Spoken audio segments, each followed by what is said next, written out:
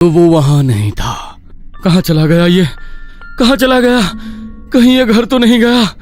अगर इसने फिर से कुछ किया तो मैं क्या करूंगा? अगले दिन भी पुलिस ने नितिन को नहीं छोड़ा। तो रात के 12 बजे बेताल फिर से उसके पास आया। तो आज भी मेरे लिए बलि लेकर नहीं आया?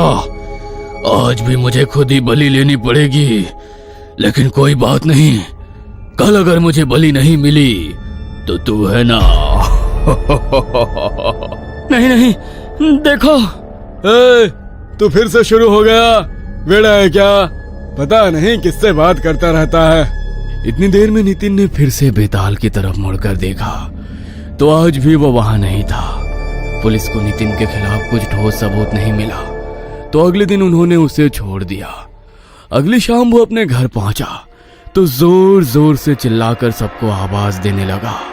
माँ, पिताजी, माँ, पापा। माँ पापा चिल्लाते हुए वो घर में दाखिल हुआ, लेकिन किसी की आवाज उसे वापस सुनाई नहीं दी।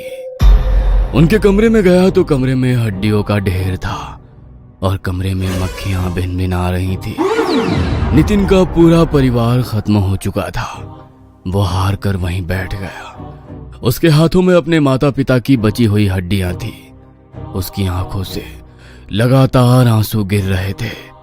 उसे याद आ रहा था कि कैसे उसकी वजह से उसका पूरा हंसता खेलता परिवार खत्म हो गया। जैसे ही रात के ठीक 12 बजे तो बेताल फिर से नितिन के पास आया। मेरी आज की बलि कहाँ है? तुम आज भी मेरे लिए बलि लेकर नहीं आए?